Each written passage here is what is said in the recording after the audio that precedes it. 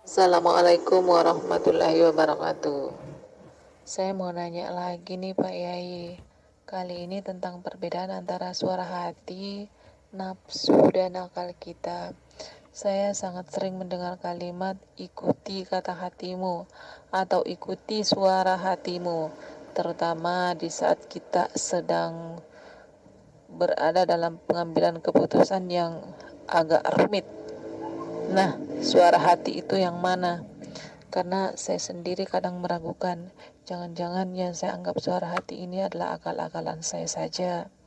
Karena yang saya tahu, akal itu bisa jadi dia berpihak kepada hati nurani, bisa juga kepada sebaliknya, yaitu nafsu kita. Nah, untuk membedakannya benar-benar itu suara hati kita itu bagaimana Pak Yai? Demikian Pak Yai, terima kasih. Assalamualaikum warahmatullahi wabarakatuh. Assalamualaikum warahmatullahi wabarakatuh. Bismillahirrahmanirrahim. Ashhadu an la ilaha illallah wa ashhadu anna Muhammadar Rasulullah. Allahumma salli ala sayyidina Muhammad wa ala ali sayyidina Muhammad. Rabbi shrah li sadri wa yassir li amri wahlul 'uqdatam min lisani yafqahu qawli. Amin. Bismillahirrahmanirrahim. Pertanyaannya Bu Yuli, bagaimanakah cara membedakan itu di dalamnya bisikan hati atau bisikan Allah, bisikan hawa nafsu apa bisikan dari latifah robbaniyah? Maka seluruh pancernya, seluruh roji'unya adalah kepada hati itu sendiri. Selama di dalam hati ini yang nyata, yang wujud, yang hidup diri manusianya, maka semua apa yang dibisikkan di dalam hati itu adalah bisikan dari iblis dan setan. Meskipun kelihatannya dibungkus oleh ibadah, dibungkus oleh kebaikan, dibungkus oleh amal ibadah dan sebagainya. Jadi muaranya ada di dalam hati. Bila di hati ini masih kewujudan diri manusianya, masih hidup diri manusianya, semuanya adalah bisikan fahsya wal mungkar, bisikan kejahiliaan. Meskipun manusia lain di luar diri kita menganggap kita ini orang baik, kita ini orang ahli ibadah, akan tetapi Allah tidak menyaksikan laku-laku badaniyahmu. Akan tetapi Allah hanya memandang hati-hatimu. Di dalam hati itu yang suci, yang maha besar itu Allah, ataukah masih diri manusiamu, diri manusia kita yang mentuhani hati selama ini? Jika masih hati yang berkuasa atas hidup dan badan ini, semuanya masuk di dalam kedustaan, penipuan. Karena di dalam hati kita masih mensekutukan Allah dengan diri manusia kita, masih mensekutukan wujudullah dengan wujud manusia kita, masih mensekutukan hidupnya Allah dengan hidup manusia kita, masih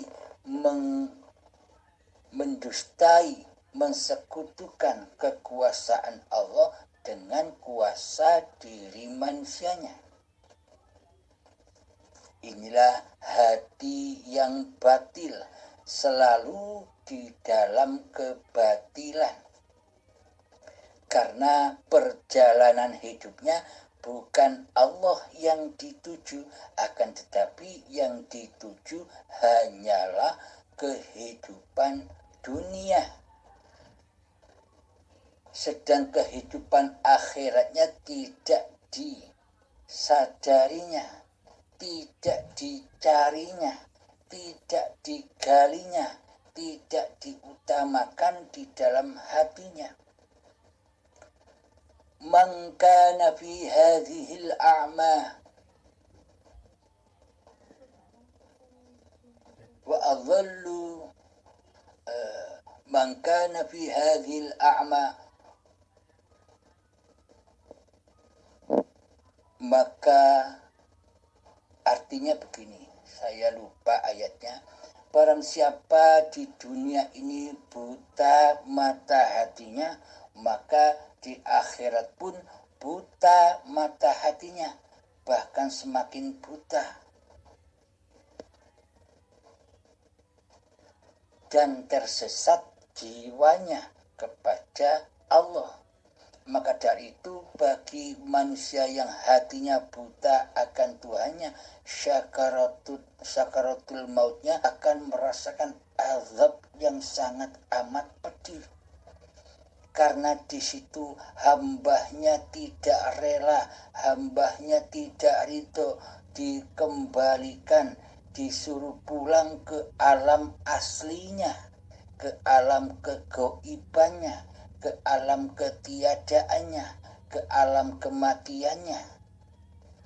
Manusia tidak terima waktu itu dipanggil dengan paksa. Karena kenapa? Kok tidak rela dan selama di dunia mata hatinya buta akan Allah. Mata hatinya hanya menyaksikan dunia. Maka dari itulah apa yang dibisikkan di hatinya selama ini dari bisikan hawa nafsunya sendiri. Akan tetapi bila manusia itu sudah menyadari, sudah memahami siapa hakikat diri sejatinya itu yang tak wujud, yang tak ada, yang tak hidup, maka apapun yang berlaku atas diri badan ini, selama apa yang berlaku di kesemua keadaan-keadaan yang dilaluinya, maka pasti sudah rojiun kepada Tuhannya, yakni hati nyata Allahnya, hati sudah wujud nyata, iki uripe Allah, ini hidupnya Allah, karena hambanya sudah tiada lagi berkuasa di hati. Maka seluruh apa yang dikehendakkan hati, maka seluruh apa yang dibisikkan hati, seluruhnya itu dari Allah, kehendak Allah. Jadi lakukan apa saja sesuai kehendak Allah. Jadi manusia sudah tidak bisa memilih-milih lagi, karena manusianya sudah gaib, karena manusianya sudah tak ada, yang ada hanya Allah. Jadi apapun keadaan, apapun yang tergerak oleh badan ini, semuanya dikuasai oleh Allah, semuanya diridhoi oleh Allah, karena yang beraf'al di dalamnya hanyalah Allah. Akan tetapi bila yang beraf'al di dalam hati kita adalah diri manusianya, maka semua bisikan yang ada di hatinya itu dari iblis dan setan yang selalu mensekutukan Allah dengan diri manusianya. Begitu Bunda Yuli, semoga bisa dipahami. Kira-kira ada pertanyaan lagi? Monggo silakan.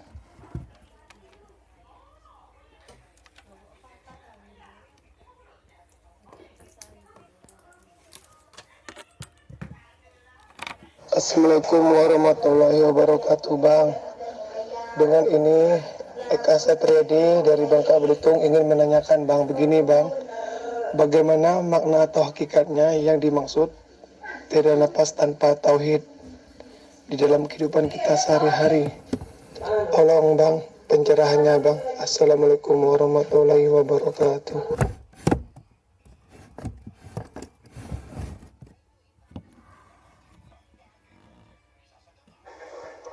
Waalaikumsalam warahmatullahi wabarakatuh.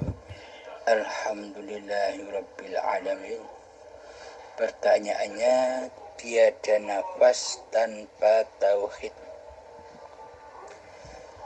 Selama ini kita mengira kita bisa bernafas karena kehidupan diri manusia kita sendiri. Selama ini kita merasa hidup ini hidupnya manusia. Maka dari itu kita belum mengenal siapakah hidup ini. Memang sejatinya nafas itu ada karena tauhid. Ada karena ma'rifat, karena Allah, karena hidup. Tanpa kehidupan, maka nafas tidak ada. Dengan adanya kehidupanlah, maka nafas itu ada. Akan tetapi selama ini, nafas itu kembali kepada ketauhidan Tuhannya ataukah ketauhidan diri manusianya. Yang wujud, yang nyata di dalam hati manusianya kan selama ini manusianya sebagai Tuhan yang mentuhani dirinya sendiri tanpa Allah, karena Allah dianggapnya gaib, karena Allah dianggapnya tiada. Maka benarlah yang ditauhidkan di dalam hati kita selama ini ya kita sendiri. Tauhidun nas, mentauhidkan manusianya.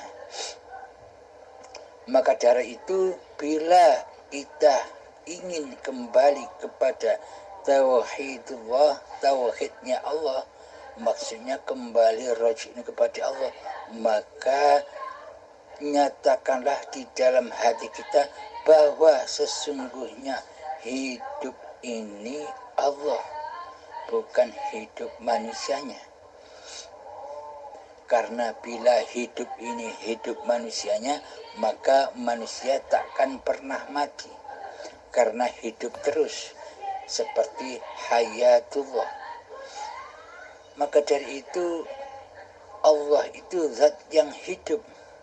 Hidupnya Allah itu terus menerus.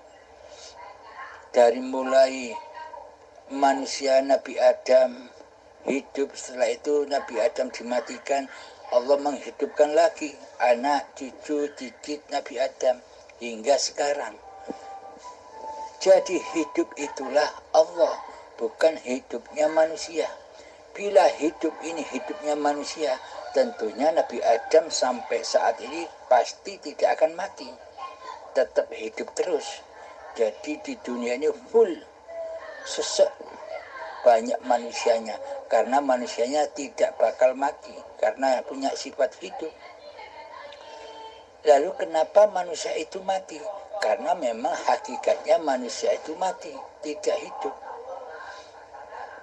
Hidup itulah Tuhan yang menguasai dan yang menciptakan manusia. Jadi bila kita ingin bertauhid, ingin kembali kepada Allah, ingin mengabdikan diri kepada Allah, maka jangan aku akui bahwa hidup ini hidup manusianya. Hidup inilah Allah, inilah tauhidullah, bertauhid kepada Allah. Di dalam segala gerak laku, tindak tanduknya badan, pernafasannya hidung, maka tetapkanlah di situ Allah lah yang menguasai di dalamnya, bukan manusianya yang berkuasa di dalamnya. Seolah-olah selama ini kitalah sebagai penguasanya. Penguasa bisa bernafas. Akan tetapi selama ini kita tidak ada gerak sedikit pun dalam bernafas. Nafas itu gerak sendiri, otomatis, karena Allah lah yang menghidupi. Jadi bukan manusianya yang hidup, tapi Allah lah yang hidup. Segala tindak lakunya badan, kita wajib menyaksikan hidup yang menggerakkan badan. Ketika sholat, kita menyaksikan hiduplah yang mensolatkan badan. Inilah yang dimaksud niatan lillahi ta'ala, hanya milik Allah, bukan linnas, milik manusianya. Akan tetapi selama ini praktek hati kita pasti kembali ke tauhidun nas, mentauhidkan diri manusianya sendiri, mentuhankan diri manusianya sendiri yang merasa mampu dan berkuasa atas segala tindak lakunya badan selama ini. Inilah yang dinamakan kufurnya hati, ingkarnya hati akan Allah, mensekutukan Allah dengan diri manusianya. Inilah yang dimaksud tauhidun nas, mentauhidkan diri kita sendiri sebagai Tuhannya. Karena di dalam hati kita Allah selama ini gaib keberadaannya, tidak wujud, tidak nyata. Yang nyata adalah wujud Tuhan manusia itu sendiri, yakni mentuhankan dirinya sendiri, mentuhankan hawa nafsunya sendiri sebagai Tuhan penguasa diri badannya. Begitu Kang Mas, semoga bisa dipahami. Akhir kalam, assalamualaikum warahmatullahi wabarakatuh.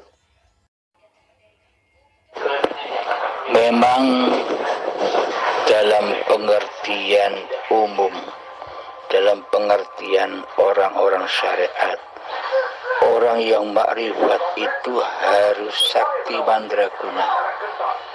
Itu pandangan yang salah.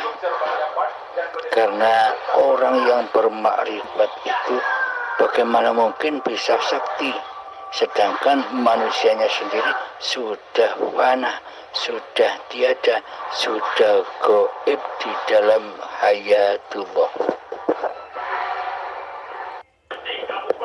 Kesaktian atau karomah itu masih babakan mukasyafa pun dibagi dua. Ada kasab suwari, istijrot, yang mana seluruh kesaktian yang terjadi diakui sebagai kesaktian manusianya. Inilah istijrot, inilah penglulu. Jadi yang kedua kasab ma'nawi, inilah kasab yang selamat. Ketika terjadi kesaktian pada diri manusianya sudah tak peduli lagi akan kesaktian yang dimilikinya, karena manusianya sudah sadar bahwa semua apa yang terjadi atas dirinya sudah kehendak Allah, kuasa Tuhannya. Akan tetapi selama ini mayoritas manusia banyak yang salah jalannya. Mencari kesaktian diutamakan daripada mencari siapa pemilik kesaktian itu. Iman dan Islam itu wilayahnya ada pada hati, bukan pada dohir, bukan pada syariat. Meskipun selama ini kita merasa bisa bersyariat, meskipun selama ini kita merasa bisa sholat, bisa puasa, bisa haji, bisa ibadah yang lain, akan tetapi selama ini bukan Allah yang jadi Tuhan, bukan Allah yang disembah, bukan Allah yang diabdi, akan tetapi selama ini yang diabdi, yang disembah, yang dituhankan adalah diri kita sendiri. Terbukti di dalam segala bentuk laku badan dan ibadah-ibadahnya badan, selalu hati berpulang kepada linafsi, milikku hamba, kuasaku hamba. Maka selamanya bila ibadah seperti ini, maka itu bukan ibadah di sisi Allah, akan tetapi kemaksiatan, karena hamba mensekutukan Allah dengan diri manusianya, karena hamba mensekutukan hidupnya Allah dengan hidup manusianya, maka seluruh persembahan manusia hanya hancur dan terbakar di dalam hawa nafsunya sendiri, tidak sampai kepada Tuhannya.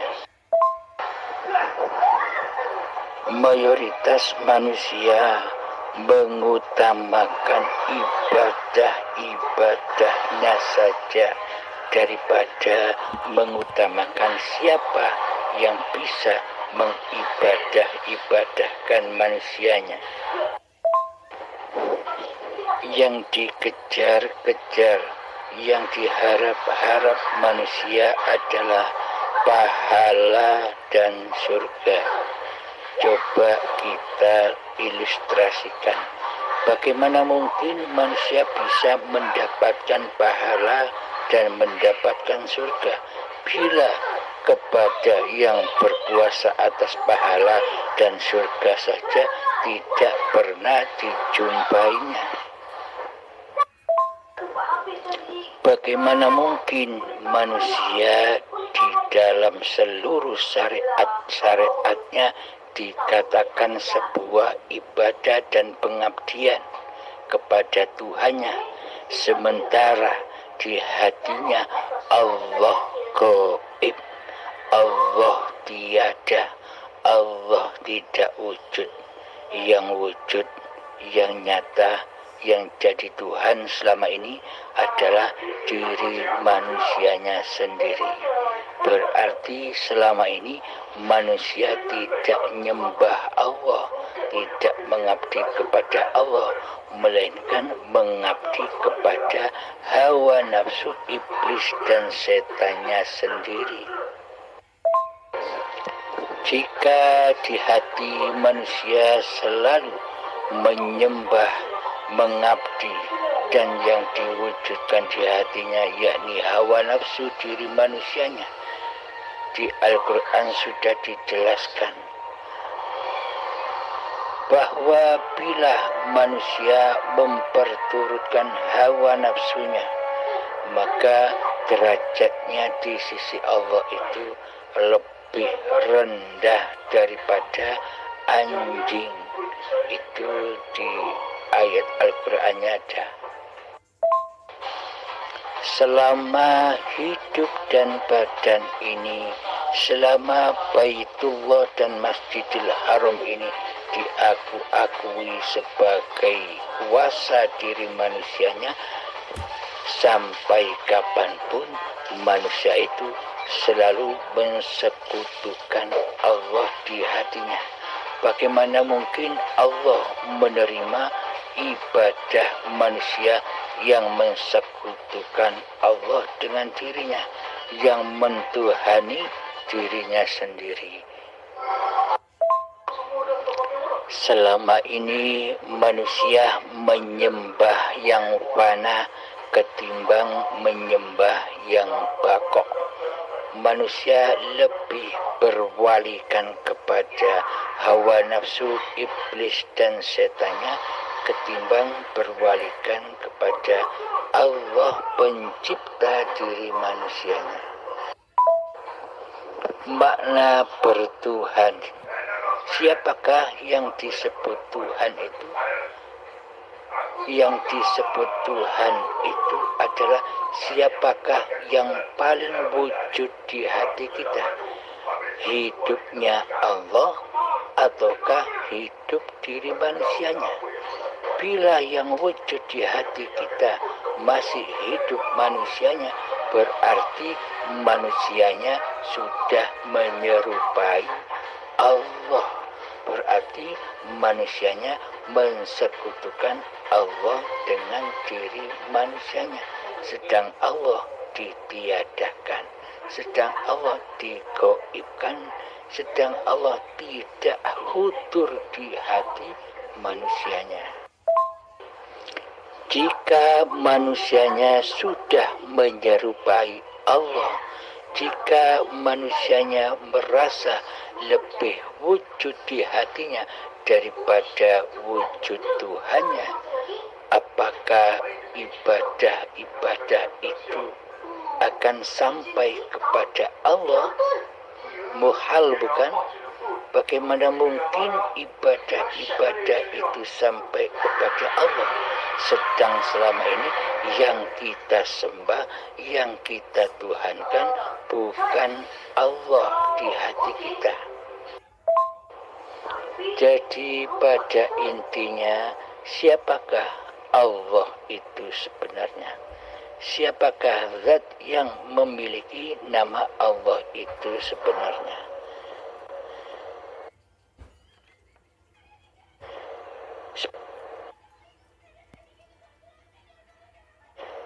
Sebenarnya Allah itu adalah Bismillahirrahmanirrahim. Allahu la ilaha illa huwal hayyul qayyum. Allah, tiada Tuhan yang berhak disembah kecuali Dialah yang hidup kekal, lagi terus menerus menghidupi seluruh ciptaan-ciptaannya. Jadi yang dimaksud zat yang bernama Allah itu selama ini, Dialah hidup yang selama ini kita akui sebagai hidup diri manusianya. Karena manusia masih merasa wujud di hatinya, karena manusia masih merasa hidup di hatinya, maka selamanya manusia takkan pernah bertuhan, melainkan bertuhankan kepada hawa nafsu, iblis dan setannya sendiri di hatinya.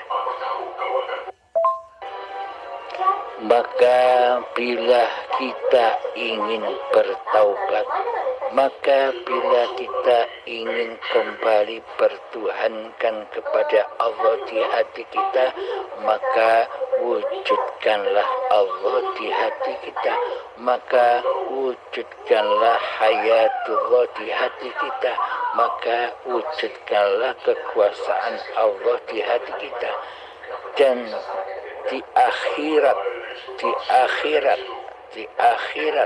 diakhiri kekuasaan diri manusianya, kewujudan diri manusianya sudah tenggelam di dalam wujudullah, kehidupan manusianya sudah tenggelam di dalam hayatullah, kuasa manusianya sudah tenggelam di dalam kekuasaan Allah sebagai Tuhan dan pencipta diri manusianya.